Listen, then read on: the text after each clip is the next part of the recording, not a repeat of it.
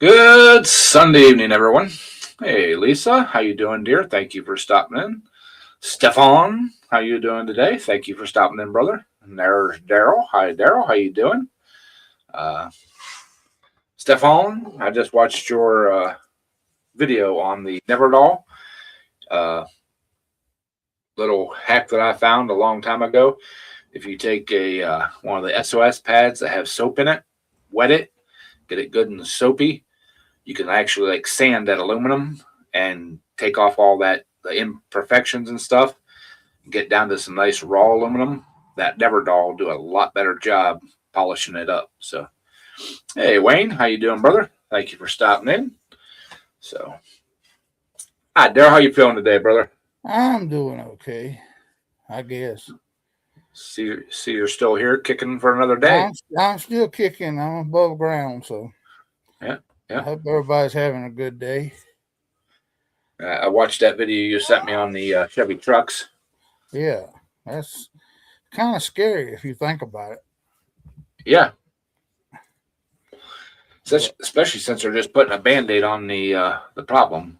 So. Yeah, and the sad part is they're not even going back to the years they started that stuff, that doggone the auto stop and the cylinder deactivation.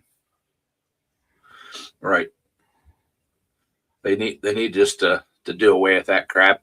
I know it's for EPA regulations and stuff like that to get their EPA stuff, but they need to find a better way to do it than shutting them cylinders off and that auto start and stop crap.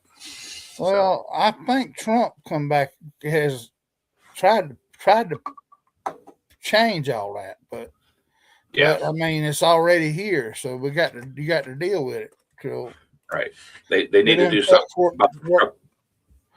until they work their way through the system. Those trucks are already here, so I mean, right. But that's it, Stephen. But yeah, they just. I mean, what's next when the 40 weight doesn't do it? They just gonna start dumping gear oil in it. Yeah, that's why I was kind of asking the other week about. See, I got 2015 just got that on it, mm-hmm. And I mean, do I? A lot of these YouTube channels and things that I've watched and read and stuff, they were going to 5W30, which seems like it's not too heavy in oil for that much heavier oil than that 020. So, right. I mean, I'm wondering would I be better off next time I get my oil changed to go over to since my truck ain't in warranty anyway, to go over to 5W30, and that way I got all my vehicles on the same oil. Hey, Mud Digger. Hey, Mud Digger. Yo, what's up, everybody? How you been, man? Haven't seen you in a while. Working on RC car stuff. Just soldering batteries back together. Yeah. Because, I miss playing with my stuff. And, so I just haven't had the time to do it. The kids just got home from their mama. So I'm like, yeah, I'm going to, play with the RC car stuff a bit. Yeah, I was watching some RC truck and tractor pulling.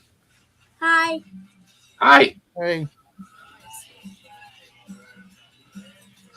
All right, guys, go help John make dinner. But the thing about it is, it's not it's not the. What's up, Lisa? How you doing? It's not just General Motors, though. That's the thing about it. They're not talking about the Ford and their phasers or whatever it is that they keep going bad in them. It's not. and it don't seem like nobody can build a transmission. I mean, I see where Allison, they can't even, General Motors can't put Allison on the side of a truck, advertising Allison transmission. So, I mean, it's kind of getting ridiculous. I mean, Toyotas, they got all kind of problems with theirs that I start and stop and all that Right. stuff. I mean, they want ridiculous prices for something that they ain't even got fixed. They ain't even, actually don't seem like their so-called engineers have even tried to fix. Yeah, I mean, when you're paying $100,000 for a vehicle, you know, that's, you know,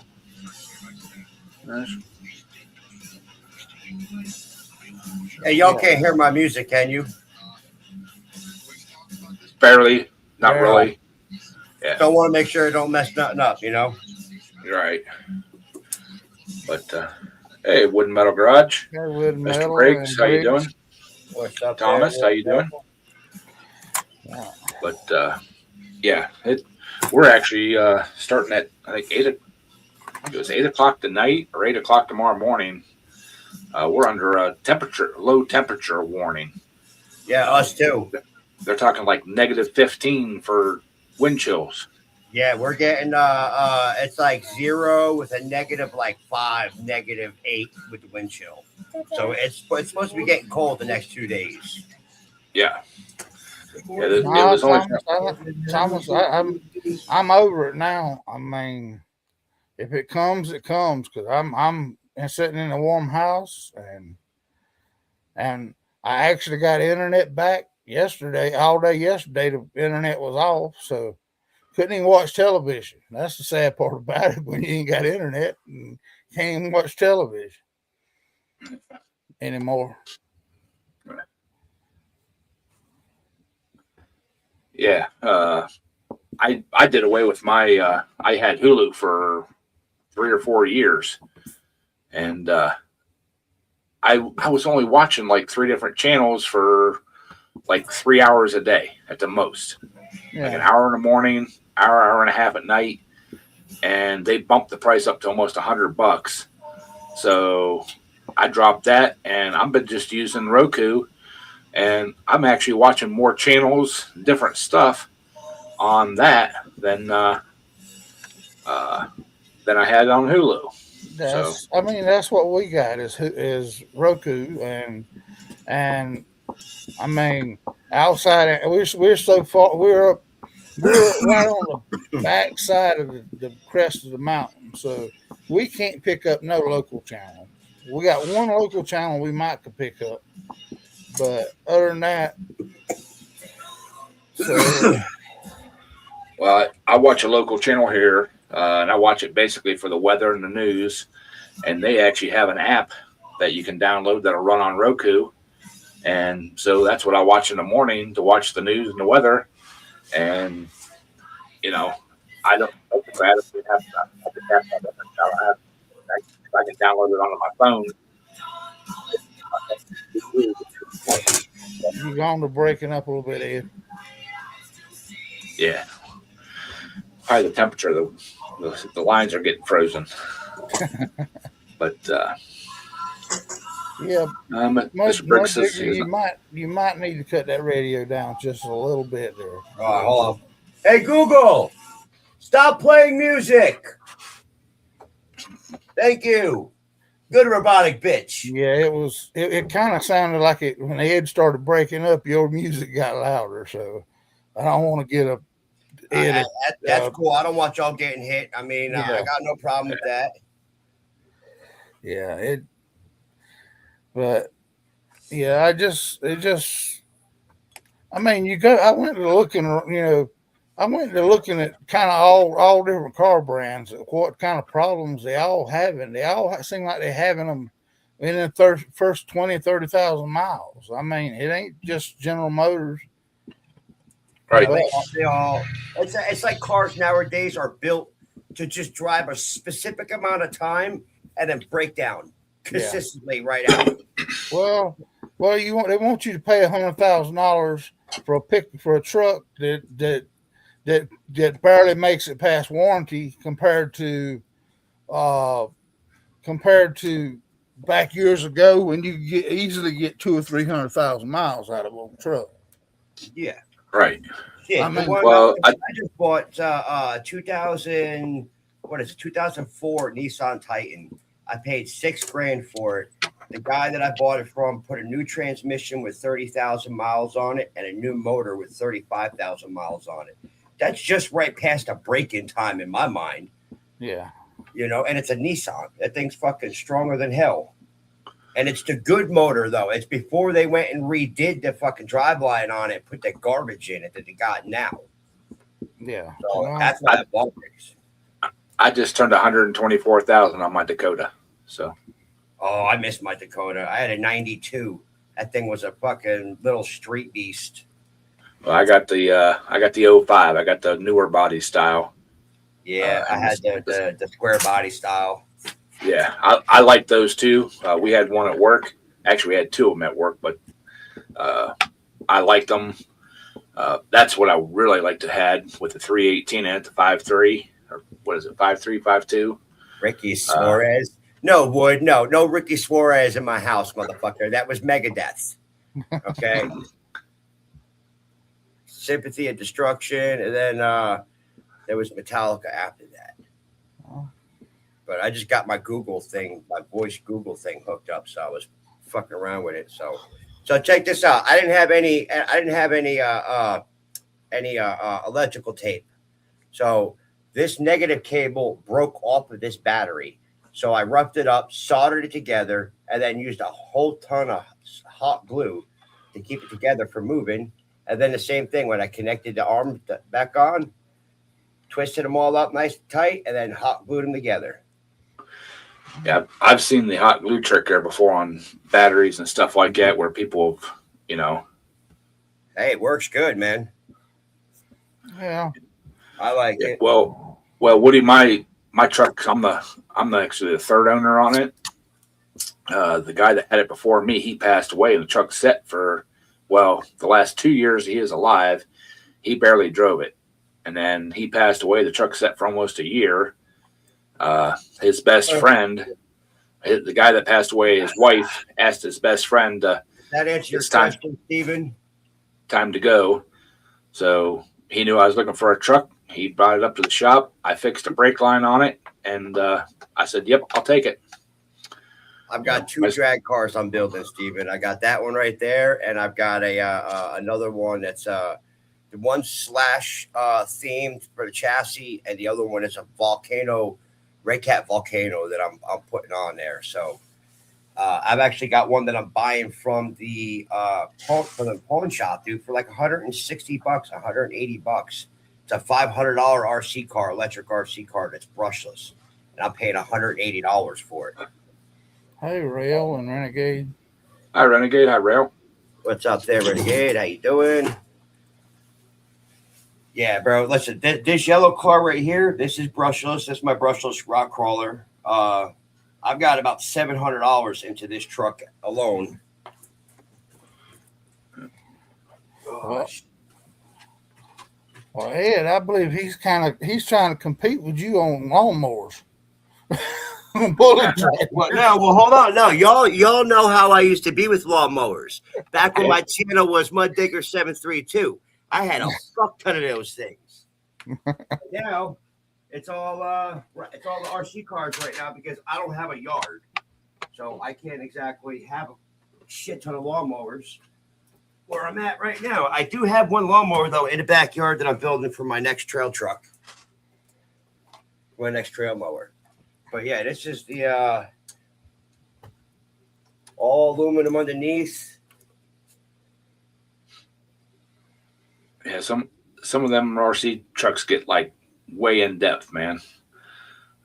This thing's got a brushless motor, brushless ESC motor combo, aluminum steel axles, all kinds of shit on it. Yeah, some of them things has got independent suspension all the way around them too, ain't it? Yeah, there's a guy I watch that runs the nitro trucks, and I mean, the suspension on them are just like the full size trucks. I mean, they're everything. I mean, he builds chassis and everything's triangulated and everything else. And I'm like, damn, dudes. Well, that's like this thing, man. Everything has been upgraded except for the steering servo. That's the only thing that hasn't been upgraded yet. That's still the stock steering servo. This started off as a Red Cat Gen 7 Pro. And I just slowly started upgrading everything. Axles, drive shafts, fucking motor. Next thing, getting a winch for the front end. So that way I got the front end. But I got the body here. This is an old Nyko RC body. I've got a Nyko RC collection downstairs. It was the Hummer body, the Jeep Sahara, the Bigfoot. I've got another one up there. It's a Dodge Ram from the Nyko collection. I just like the old RRC cars because they're a lot funner to play with. Yeah, that's what this guy does. I mean, they still make the ones he likes. They're just getting harder to find because of the nitro, because everybody's going to brushless. Yeah. But, I mean, he's bought them from pawn shops and everything else. And heck, the one he had, I know when he bought it from the pawn shop or something, it was like $400. Well, that's like this one right here. This one started off. This is an old school. This is Team Associated, old school. When electric first came out. So this is when they were first dabbling in electric. And I've got a nitro car. I've got a what is it? Traxxas Fortec that I got. That was the original. The original fucking chassis before they went with the nitro with it, or when they were doing electric with it, which is the same as the nitro one. It's just all electric. I like the ones that Cletus McFarland got his guys a couple years ago for Christmas. Them things were like 2 foot long and a foot and a half or so high. Heck, the tires were like 6 inch. You're talking about the X Max. Yeah, I don't know what they were, but them things. Traxxas X Max. That's they can run 4S all the way up to I think 8 or 10S on it, and those things fly. Yeah, they were doing some weird stuff with them. I mean, yeah, Bubba. Is it okay if I can? He's into all that RC planes and trucks and all that kind of stuff too. So not yet. I just told you I'm going live right now. So yeah, I had a friend that was into this RC planes and all that stuff, and he pulled his lawnmower into his garage one day, and it was still hot. And next thing he knew, his whole garage went up in flames, and all of his he had thousands of dollars in those planes and all that stuff. And yeah, you see, you got to be careful, man. Like that's the one thing that's really bad with electric is these batteries. When they go bad, they can go bad real quick in a hurry. I've actually got mine all back right here in a metal safe. So that way, if God forbid something does happen, it's enclosed inside of a metal box. Because they go, I've had 3 electric RC cars burned to the ground because of shorting out batteries or shorting out ESCs. It just, when it goes bad, it goes real fucking bad. Hey, Mr. Briggs, I'm about 2.5 hours from Erie, PA. PA? Shit, PA, you ain't that much you ain't far away from me, man. I'm right in Maryland.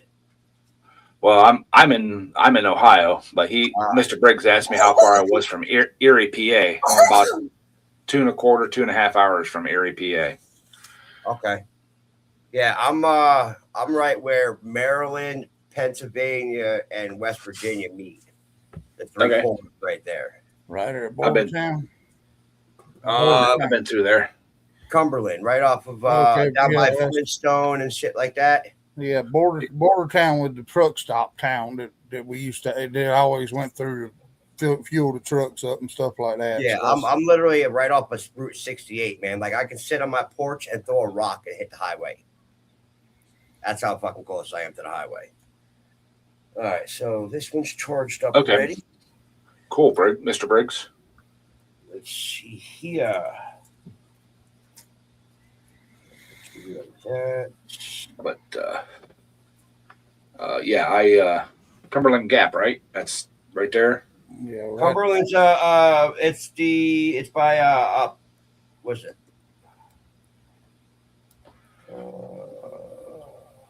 We're about 4 hours from Baltimore. Yeah.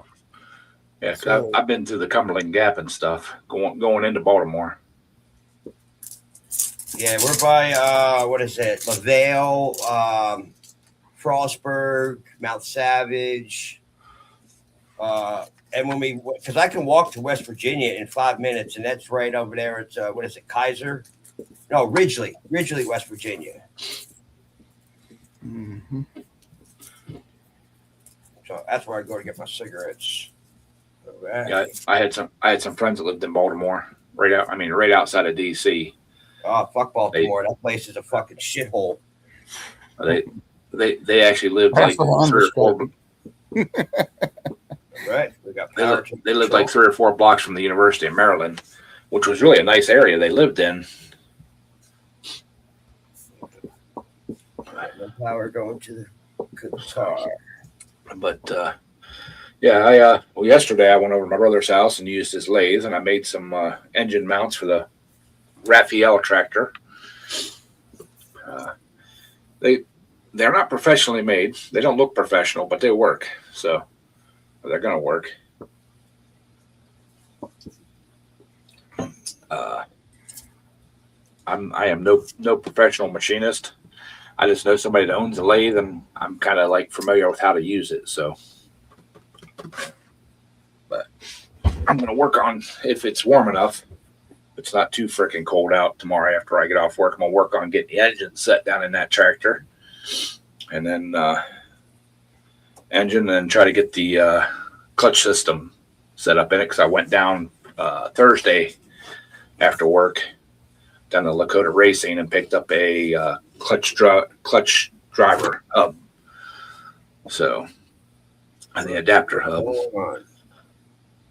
which really surprised me. I mean, I knew I was fairly certain they'd have it in stock. I emailed them, made sure they was there, but sometimes the website isn't updated. I mean, he's super busy. He's not that, just a couple guys, and sometimes, making parts, it takes over updating the website. But the prices were all up to date, and I got what I feel a good deal on it. I mean, I looked at some other places and they're wanting $55-$60 for it, and I think I paid $37. It's just basically a round piece of aluminum with a counter bore for your nut for your flywheel, and then 2 bolts that bolted onto the flywheel to keep it in place, keep it from spinning. And then your clutch driver bolts onto that, So I could have possibly made one, but if I can buy one for $35-$38, I'll do it every day. If I was more familiar with a lathe and access to material, I probably would have made it, but Well, by the time you go buy the aluminum and then have to blank it out and all that stuff, you're Right. better off to just go. I mean, you can't really. If it's already made, you Yeah, just well, about can't make it. it took me about 2 hours Saturday, hour and a half, 2 hours, something like that. I had the round stock already. And what I did, the first one I made, all it needed was a shoulder cut into it that was 15/16 inch round by a 1/4 inch deep, just a hair under a quarter. I did that one, and then I took a parting tool and cut it off. Well, I couldn't get the stock in the chuck real straight because there was some damage on one end, and I didn't want to use that end to make it because it was damaged. But the next ones, I just cut off little over 3/4 of an inch blanks. The next 3, chucked those in, cut my shoulder in it, and then faced it up first, cut the shoulder in it, and then flipped it over and faced that off, and that worked a lot better. But it still took me a couple hours to do it. Yeah, that was fucked. My brother has a small little. It's probably one of like the original mini lathes, but it doesn't look like the mini lathes that they have out now. It looks like a full size lathe that's only about 2.5 feet long. It's only got a chuck on. It's about 4 or 5 inches round. I'll be back, guys. All right. It just needs. All right, Thomas. You take it easy there, brother. Later, Thomas. Have a good dinner. But it just needs. He has the motor for it. I just need to find a 3-stack pulley that has the right size diameter pulleys with the right bore to go on the motor that he got. And that's been the hard part, trying to find that. But he said I could have that, and if I could get that and put it in my shop, that'd be a lot easier. I don't mind running over to his house and using his, but I didn't video anything because it's just a pain in the butt to load all, grab the camera, the tripod, blah, blah, blah, all that kind of stuff, get it set up, get the shot set up, and then do it. So, hey, Mr. Briggs. Hello, Fun. Mr. Briggs. You want a puppy, Ed? No. Oh, come on, Miss Maggie. Look at Miss Maggie. Come on, she'll make a good mama. Maggie. I'm sure she will make a good mama, and you'll make a good grandpa. No. I thought she was supposed to be fixed, but evidently the next door neighbor dog decided she wasn't fixed. Miss Maggie's got a bun in the oven. Yeah, right now I can barely afford myself, let alone another dog. So, but who's calling me? Somebody's calling. You ready to be a mama, Maggie? Huh? You could be a mama? Shouldn't be hard to get rid of puppies from a coon hound.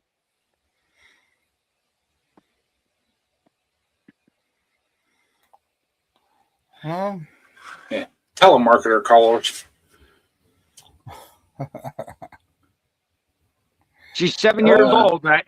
The vet said she should be fine. Dwight, I am about 40 minutes from Lakota Racing. That's leaving from work. If I leave my house, 35 minutes. 3 dogs, 2 German Shepherds, 1 pit bull. Someone came in. They picked the wrong house. Definitely. But I gotta go Tuesday night, and payment for using the lathe. I gotta help my brother put a heater control switch in his one van, which they're not hard. It's a Chevy Express.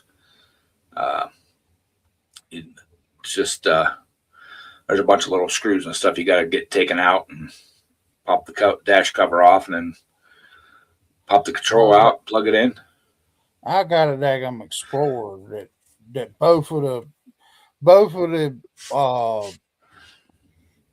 heat exchanger the doors have, both of them went out in it, and you got to take half the daggum you got to take half, 3/4 of the dash apart to get that song out of there. I would like to do something like my truck. I had one time. It was in a pickup truck. I want to say it was a Ford, but I'm not positive. I can't remember now. I actually sent it out. I checked into seeing what it would take to change the blend doors, the temperature blend doors, and no, I mean you literally had to take the dash pad off, all the dash out, the glove box out, all that stuff to be able to get to them. Hey, Quick Wrench, how you doing, brother? Hey, Quick Wrench. Yeah. But, I'm about ready. I'm almost to the point of getting out of jigsaw and just cutting that one piece of plastic that's built in there and just cutting the hole right there to get to it.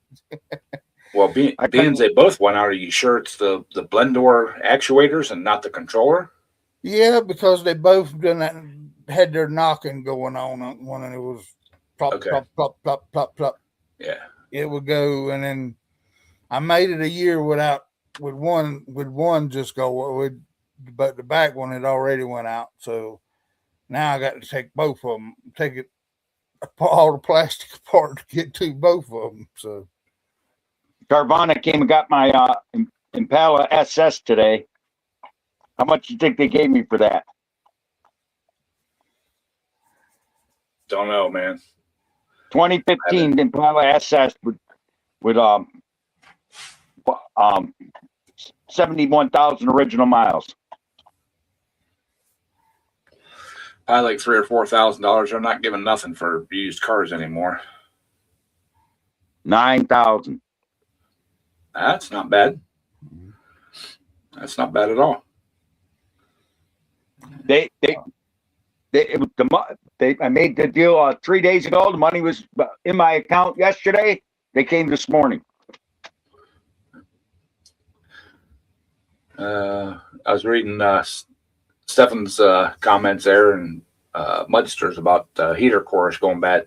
I had a buddy that had a heater core go bad in his truck one time, and literally, like you said, had to pull the whole freaking dash out of it. He drilled 2 holes down below the heater box, ran his heater lines in, got another heater core, built a wooden box with a blower on it, put a squirrel cage blower in it, and he had it sitting on his floorboard, and that's how he heated his truck up. Sucked because it wouldn't defog the windows very well, but he got really, really good heat. He actually put like a gate valve out under the hood, which he should have put it inside. When it started getting too warm, he'd have to pull over and gate it down and continue on because it only had 1 speed on the blower. It was high. Well, me and Briggs know a little bit about them valves, them heater valves under the hood. Oh God, yeah. Oh God, yeah. Those there is no in between. It seems like they're either super hot or cold. There is no in between. That's it. there is no in between. And, the worst part is, I remember I had a brake shaker sleeper cab, and the line went bad going to the heater core in the bunk. Kept losing antifreeze. Couldn't find out where it was. It was leaking in the bunk. That got cut off and looped out real quick. Yeah. Yeah, our snow brushes at work, the heater cores for the heater are all above your head. And it's been 15 years or so ago. One of our Toros guy, he took it back to the shop, got a hold of me. It's back when we still had radios. He said, "Yeah, you need to come back and look at my tractor." I said, "Okay." I said, "What's wrong?" He goes, "Well, because the heat's not working well." When I got back, he's like, "Yeah," he goes, "I was out driving, man." He said, all of a sudden I'd feel something real hot. I'd touch because, because then that spot would get cold. Here, the heater core sprung a leak, and the water was dripping down, and it would drip right down, just miss his head, and hit in the collar of his neck. Well, it was hot water, and he said it wasn't doing it all the time, and it was just a small leak. So I hurried up and, "Hey, Adam." Yeah, I hurried up and drained the system. I had some real steel there, that paste, liquid metal. Mixed some of that stuff up and cleaned it up and stuck it on there. Waited about 15 minutes, and he took it back out, and that thing lasted for the rest of the time that we had the tractor. We had another probably 7 or 8 years, and that fixed it. That's That you're talking that steel stick, like JB Weld, the little stuff you cut it and then mix it together. Well, yeah, but this was the real JB Weld, but it's just another brand. I used to get it from our industrial supply company. They were nice. Yeah, I They know come what in you're a little, talking. Two. these come in. No, these come in a little disc, a little flat disc. You peel the top off and you push down on the center, and it makes a little cup. And Okay. the resin's in the middle, and the hardener's on the outside, and it comes with a little stick, and you just kind of stir it, move it, mix it up, and right in that little thing, and they apply it with a little wooden stick. That stuff was, I mean, it was better than JB Weld. I liked it better than that. I was going to tell you that. Ever since they put a new computer catalytic converter in my truck and change oil, the gas mileage doubled. It's amazing how much fuel it was getting. They said, dude, you're putting out too much fuel. It's actually doing good. I mean, maybe they got the bug worked out. Quick Wrench got him a 2022 F250 stroke. See on diesel truck.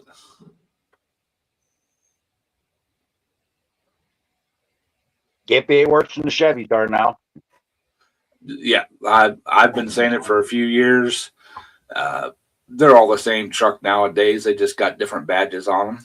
They're all junk. Yeah, Hey. that's what it amounts to. You're paying twice as much, and they don't even last 100,000 miles.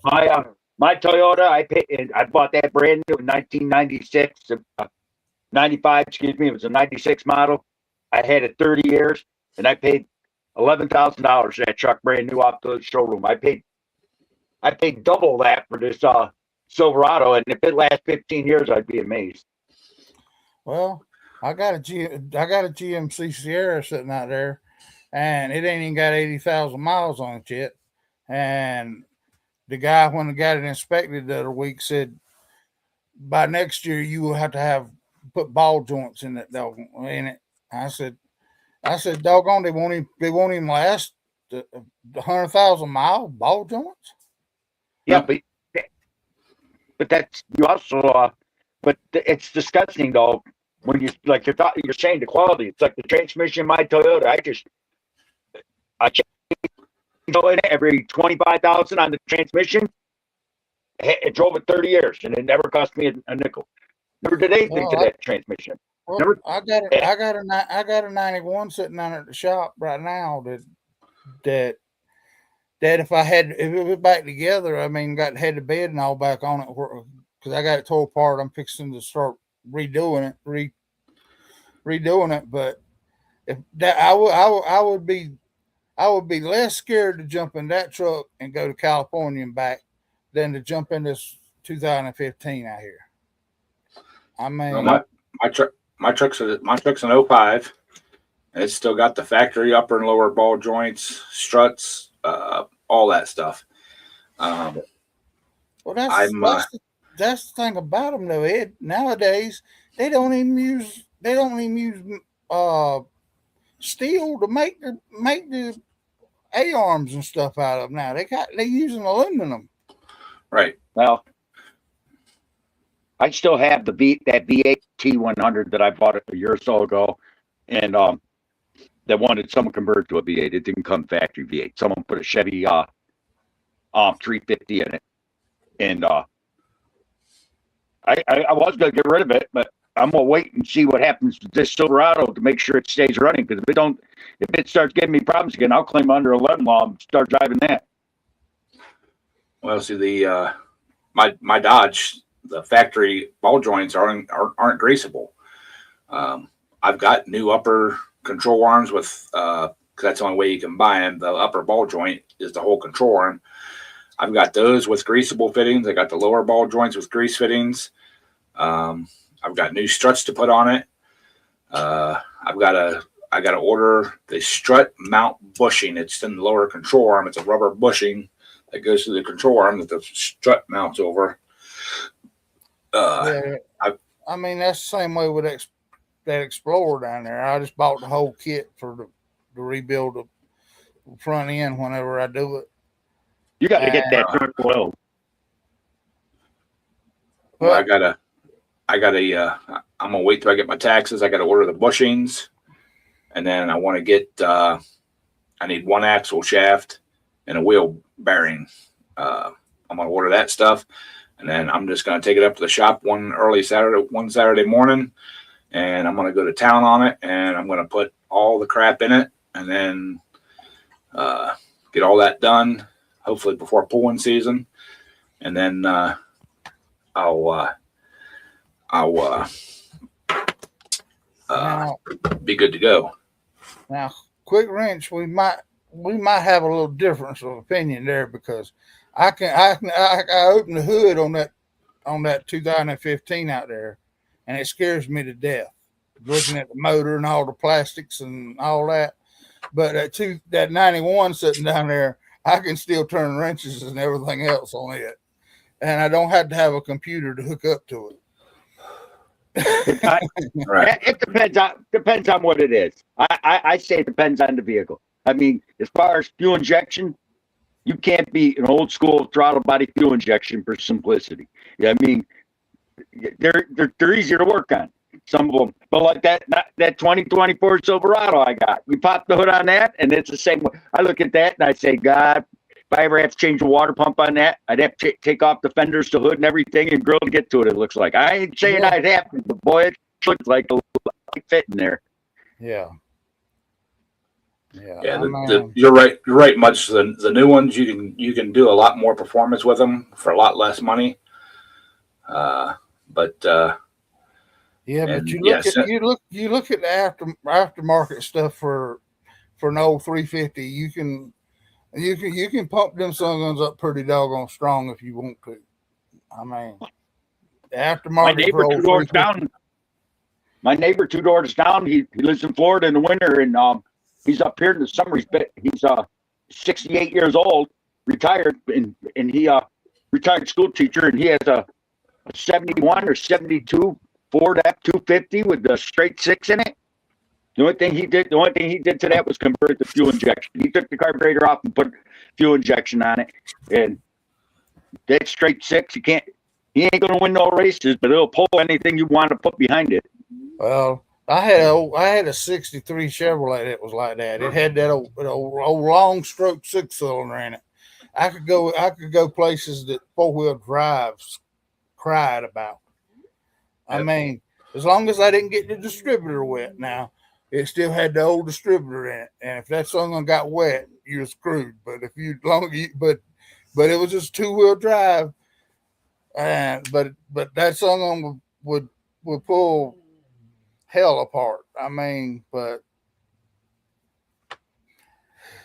yeah, Rail, you get I mean, I'm betting you might get 2 light poles to the gallon. I mean, and I'm talking about East Coast light poles, not them out there where you're at, where they got them 300-foot tall light poles and stuff like that. Now, I mean, rails are smile to the mile, not gallons to the mile. yeah. My father's truck he had that I sold after he died. It was a 76 Dodge D250. Yep, my father drove a Dodge, double cab, double cab, rear wheel drive with the 8-foot bed, and he built that truck. He took a single cab and added the back end of it. He cut the back end off another cab, welded the cab up, lengthened the frame. He built that truck. My mother got mad when I sold it. I says, that, like you said, smiles to the gallon. That truck, you started up and the gas tank was half empty, just driving up he built that back in the early 80s when the gas was what, 59 cents, 79 cents a gallon. You couldn't afford to drive that thing today. Right on. Yeah, my dad had a couple Chevy pickups that were straight 6s, and yes, they were torque monsters. You couldn't get. I mean, you got it up to 65 mile an hour. You was topped out, but that old truck, you get it when it got down to the low end. You couldn't beat beat the torque on it. I mean, as far That- as Hey, that pulling. I would love to have that Dodge that I had when I worked at the truck garage, my service truck or shop truck, with that. I think it was a 4-cylinder diesel. I forget what brand of diesel it was. It wasn't originally from a Dodge. It was a power plant motor. It wasn't a road motor. That thing, you put that down in granny gear I'm freezing. and literally pull stumps out of the ground. Well, that's the way that old Chevrolet was. You just drop it. It was three on the tree, and you just put it in first gear, and that son would just walk whatever you wanted out of it. I mean, That's what my father had when I was a kid. He had a 71 Ford Explorer pickup truck with the 360 and the 3 on the tree. That was a great truck. The only trouble is that was rust holes per gallon. Because I swear he had more. Every year he was patching a hole in it. By the time he got rid of it, there was 90% Bondo and 10%, well, what resembled steel. You know, the 2x4 cab mounts and the frame rail with a piece of railroad track welded to it to keep it from falling apart, and cardboard and tin and pop ribbon floors, you know, to keep it going. well, Stephen, Mr. that old old Chrysler Slant 6. Now that thing there was SIP gas. I mean, you could get 30 miles to the gallon back in 63. I mean, we had old Slant 6 Dodge Dart that had the push button transmission. You had a little lever on the side. You flipped it up to take it out of park and push the button to put it in gear. Mudster, it was a combination of everything. It was the combination of the gearing and the transmission, the rear end, and the engine that was put in it.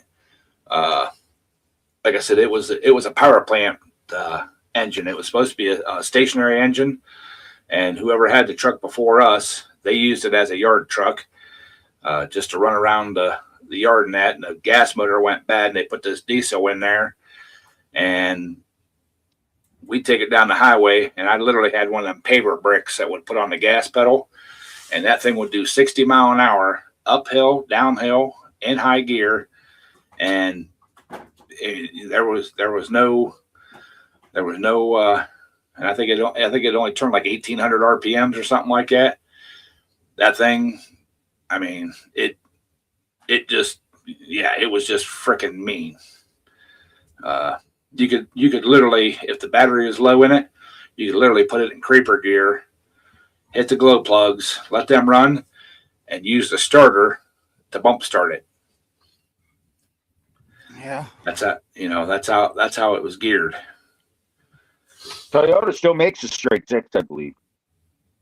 Not for their trucks, but they still they put a straight 6 in one of their cars.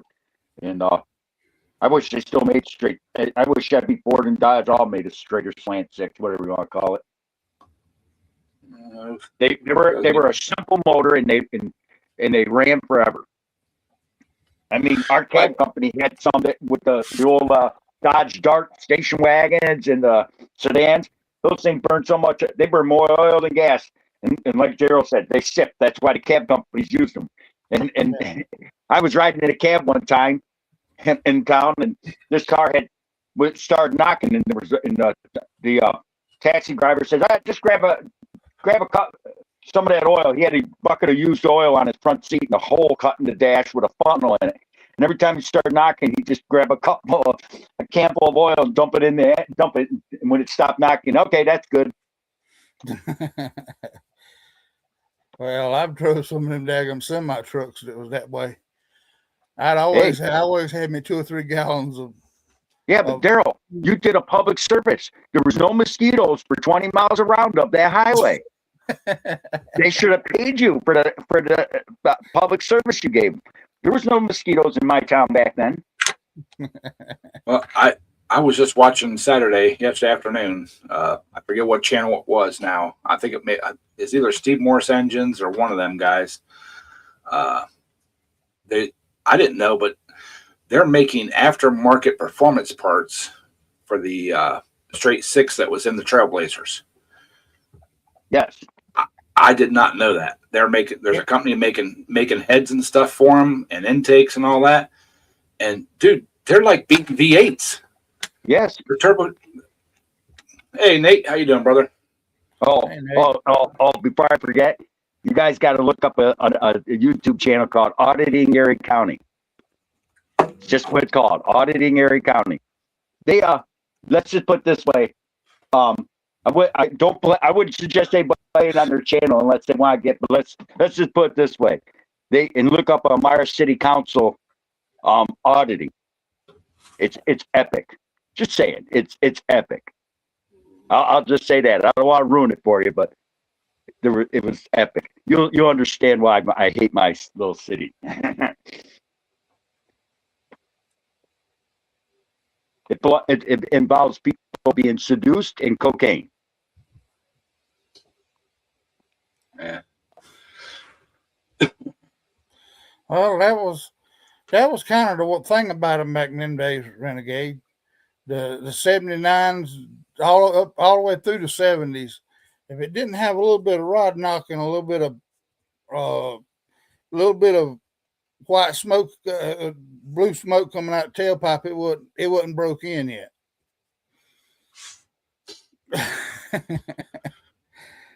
My oldest brother for a few years had a Ford Pinto.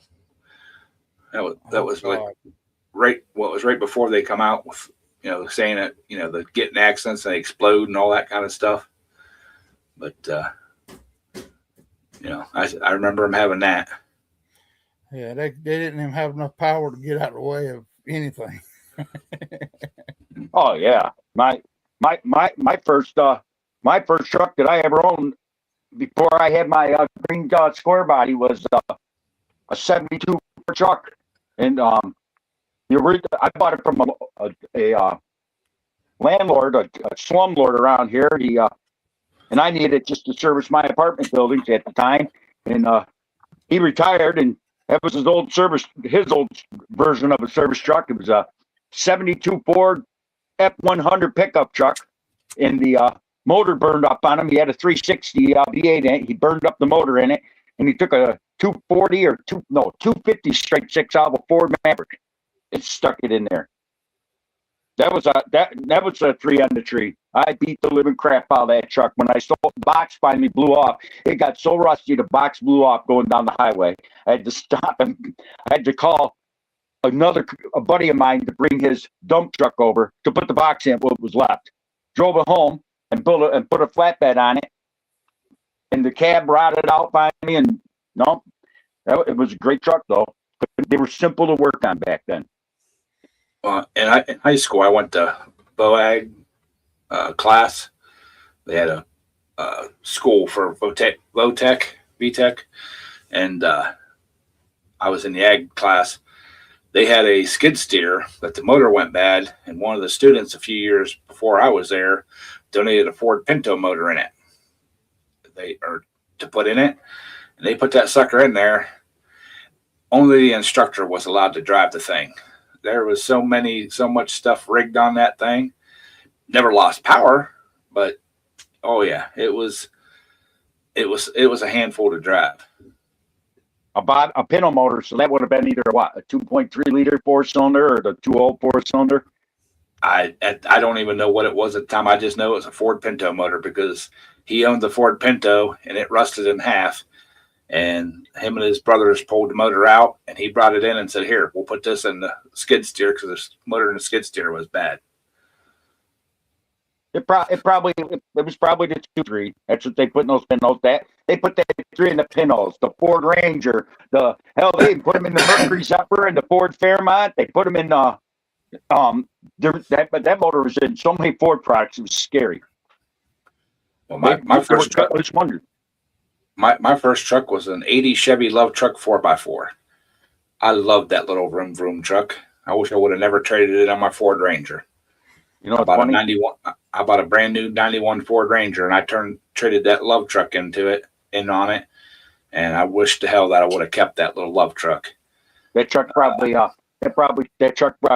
rusted out unless someone babied the shit out of it. But those things are actually selling for big money on Marketplace. I saw one of those Love Trucks a couple months ago. They wanted $9,000 for that thing. Mine was still good and solid. I mean, it had a little rust on it, but Not nothing like what what most of them had. The real funny thing about it is it was tan when I bought it, and I couldn't find any kind of paint to match it until I one day come across it was house paint. They rolled it on with a roller and a brush, painted it tan. Well, then some other kid in the town I live in had I think it was a Toyota or something. He painted his Toyota identical color as my love truck, tan. His was a spray. It was a little different shade, but it looked the same. So I went to the dollar store and bought like 6 cans of red spray paint. Come home, masked out the body line on it down the side, spray painted it. Yeah, the red turned out to be orange. It was a real like dark burnt orange color, and he tried to paint his the same, if it's like a same big stripe down the side, but he couldn't get the right orange. So, So Chevy, so you went to that must have been fun. You must have been a little smaller back then, Ed, to pop into a 91 Ford Ranger. I was a good 100 pounds lighter than I was now. I mean, that truck was nice. The only thing I didn't like about it is it had the dual spark, had the spark in the exhaust and the regular spark, and of course the coil and spark plugs you could get too easy were the ones in the exhaust. The other ones, you couldn't get to. Luckily, my cousin had a garage at the time. The main coil pack went bad. Thing would not start, would not run. I had it towed down to his place, and he put a brand new coil pack and stuff on it and got it going for me. But yeah, matter of fact, I drove that truck, and then my brother drove that truck, and then my brother's father-in-law drove that truck.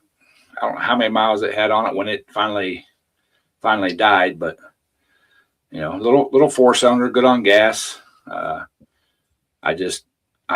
was dating my ex-wife at the time. We were getting ready to get married. We might have been married.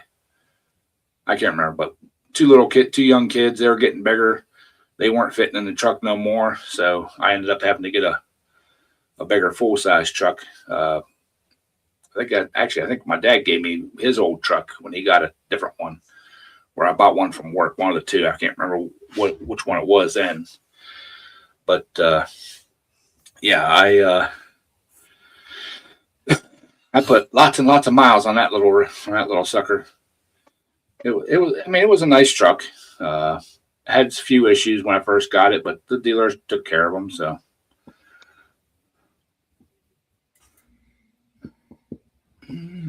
Yeah. Today's got, like Daryl said, though, today's truck, you buy a new truck, it could be more than a house payment anymore. I mean, way more. Yeah, payment. Hey, when I was looking for trucks, when I got my Dakota, I was looking at other trucks, and literally the payment for a newer truck, not brand new, just newer, used truck, was going to be more than what my mortgage payment was. I'm like, absolutely not. I can't afford that, My 2024 is $675 a month. If I didn't pay cash, it would have been $675 a month, and my mortgage is $299 a month. So that's more than my mortgage, which includes my taxes and my insurance, both in that mortgage payment. Your truck payment would have been more than what my mortgage payment is. My mortgage, my mortgage is with taxes is $419. Yeah. Yes. Mine's just a couple dollars under $600. Mine's $419, taxes, insurance, everything. But still, that's kind of what we was kind of talking about there earlier. There, Quick Wrench, was my semi truck payment was $1,500 a month, Mhm. I mean, compared to what these new model trucks is, and But- I could make money off of the semi truck, and I couldn't make it off of that. But back when I was working on the truck garage, you know, when the owner was looking at trucks for his son, you know, there were almost $100,000, and I'm like, dude, that's insane, you know. And now they're asking that for pickup trucks. Yeah, My day cab that I bought, what was it, 2 years ago, was $189,000 for that truck, and the payment on that was I only financed it for a year and a half, because I think as Daryl knows, the quicker you pay off the truck, when you make the real money, and that was $3,500 a month, something like that. It was crazy. But I mean, I watch a couple other channels, and the one channel they're rebuilding a couple old semis for. They got a race trailer, big 20 something or 30 something foot race trailer. They're going to tow the race trailer with the semi, and they converted it into a toter home. There's certain things they had to do to make it into a toter home, but I understand why they went out and bought a basically out of a junkyard, bought this truck and brought it home, and you know, started redid the inside and the suspension and a bunch of other stuff on it, put new turbo on it and all that kind of stuff. And I understand why they did that, you know, rather than buying something newer.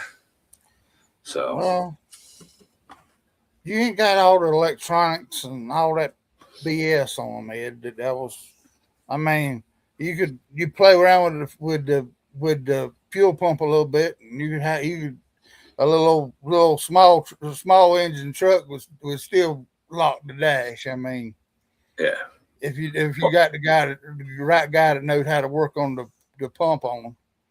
well, the one truck they have, the Peterbilt they have, I think it has a big Cam Cummins in it. And or no, that one has a Caterpillar in it, and the other one they just got, that's even older. It's a 60 something that they're redoing. Has a big Cam Cummins, but it's some kind of special motor that Cummins built for, I don't know what for, but they've had some issues trying to get parts and stuff for it and all that. So, and they just basically did an in the frame minor on it. They re-sleeved it, new bearings, had the heads redone, all that kind of stuff, new turbo. But yeah, I mean, I'm understanding why they went that route, and I was actually, you know, when I first started watching the series they're doing on it, I'm like, well, heck, that would make a heck of a toter for my pulling tractors and stuff. Buy an old small semi, you know, because They're getting money for some of those semis. That sleeper cab, Freightliner sleeper cab, they gave me 80 grand for that, and they had over 1 million miles on it. 1 million miles, and they gave me 80 grand. If they gave me 80 grand, you know they sold for at least 100. all right, we'll see you, Dwight. Yeah, they but I checked into it in the state of Ohio. If it's a true toter home, I don't have to have a CDL. No. To make it a toter home, it has to have a bathroom. It has to have a way to cook food, which microwave, they accept a microwave, and it has to have a standalone heating and cooling system. The only thing I would do, Ed, if you did something like that, and Daryl will probably agree with me, at least go to the DMV and get yourself the air brake endorsement. So it's like $10. That way, if you got pulled over, you guarantee there'd be some cop that say, you got air brake endorsement? Nope. And they'd write you a ticket. Air brake is easy. You just go in, and that's a separate endorsement. Yeah. Well, what I was looking at was buying like a 24 or 26 foot box truck and converting the front half of it into a camper deal, and the back half into hauling the pulling tractors and stuff. Oh yeah, I understand that. But what I'm saying is, if you ever do that, just go get yourself an air brake endorsement. That way, your ass is covered in case they want to play games. Because Ed Turl, he drove truck long enough. If there would be a cop out there, they'd say, "Okay, you don't have to have CDL, but where's your air brake endorsement?" Well, but by the state of Ohio rules, Yeah, but it carries over into other Ohio? states. You don't have to have an air brake endorsement on them as long as it's There's a as guy. long as it's titled out as a toter home. You don't have to have it. There's a guy that was buying up used bulldozers and stuff like that, and he was pulling down the road, and he didn't even have a daggum CDL. He didn't. He was private carrier. He was a private owner, and I mean, he showed him doing DOT inspections and all that stuff, and he didn't even have a CDL. I mean, Ohio. I remember when I moved my parents to Tennessee for a couple of years before they found out Tennessee and all that. I went past the DOT with a U-Haul. I got pulled over faster than grease lightning, and that cop says, "What you doing, boy?" I says, "I'm moving here to Tennessee." He says, "You're supposed to go through that DOT." What? It's a U-Haul. Don't matter. You gotta go. That man followed me and made me follow him. Go to the next exit, turn around, go past the DOT, go to the next exit, come back so they can inspect a damn U-Haul. No, well, I have seen them up there in Ohio where Ed and them is up there on 75. They pulled them daggum U-Hauls over left. Yeah, that's where it was. Like 75 in Ohio. At 75 and actually make them unload them daggum trucks with all their furniture. But he didn't make me unload. They went through that. They wanted the guy, and when he saw I had a CDL, he says, "You got your logbook?" I said, "No, I don't need a logbook." Why? You're hauling up. You're moving somebody. I'm moving my mother and father. It's private stuff. And we went. I was there for 3 hours. My father's sweating bullets, and I said, "Dad, just go home." He was sitting there getting ready to chew out the DOT cop. I said, "Look, you're not screwing with my license. Go. This is I'll take care of this cop. You just go ahead." You know, I had to force him to leave. My mother was like, "This is his job. He knows what he's doing." And that cop went up down me. I talked to us. Said, "There is no law saying I have to carry a logbook when I'm moving in a U-Haul for personal use." Nope. I mean, Quick Wrench are looking for contraband. yeah. But Ohio used to be real bad about that. I mean, they would just pull them over right side the road. They won't even try to get them off the highway to do it. They had them out there unloading furniture and everything else. I can remember when just because it had U-Haul on the side of it. Well, I can remember when I worked for the graphics company. I drove a 16-foot Isuzu box truck. Don't have to go across scales. Don't have to have a CDL. Didn't have to have any of that crap. I had a state trooper down Southern Ohio pull me over and make me go back and go through the weight station. And when I pulled on the scales, the weighmaster actually looked at me and go, "What are you doing?" I'm like, "Coming across the scales." He goes, "You don't have." I'm like, "Tell Mr. Highway Patrolman back there that chased me down and made me come across the scales." Yeah. Well, they made me do that too. They made me scale that U-Haul, yep, I believe it. Yeah, it was. Well, U-Haul. I mean, Ohio and truck drivers never did get along. I think it's a little bit better now than back when it was split speed limits and. No, it ain't. It ain't. No, it ain't, Daryl. I was just in Ohio about a month ago. I went to Cincinnati for a quick load, and they are just as bad. Matter of fact, what's his name? Renegade. Not Renegade. The other guy there was saying how he wouldn't drive in upstate New York and that. He'd take all and I said, "Dude, you don't know what you're talking about. Upstate New York, it's not as bad as people think. Depends on where you go in upstate. Like Syracuse, Rochester, they're not bad. You go downstate towards New York? Yeah, I wouldn't go there either. I mean, no. Well, I mean, to be honest with you, I'd never actually ever had any problems in New York. I mean, No, nearby. I mean, I actually, I mean, yeah, I mean, I wouldn't run a lot of back roads in New York because of the fact that's where they were all at. I mean, as far as them pulling me over and looking and wanting to see a bunch of stuff, I never really had that much problems with New York. The only problem with New York is the hills. Yeah, well, that's everywhere. I mean, I'm in Virginia, so I mean, I'm probably 40 miles from a hill that everybody and his brother knows about. Yeah, but our hills, they don't plow in the winter. It's in the winter they don't plow them right. So, all right, y'all. I appreciate the discussion. Like Lisa said, it's getting late. It's time to get out of here. I appreciate y'all. I love y'all, and thank y'all for coming in and hanging out. We'll catch you guys all on the next one. Yep. Adios. Fun.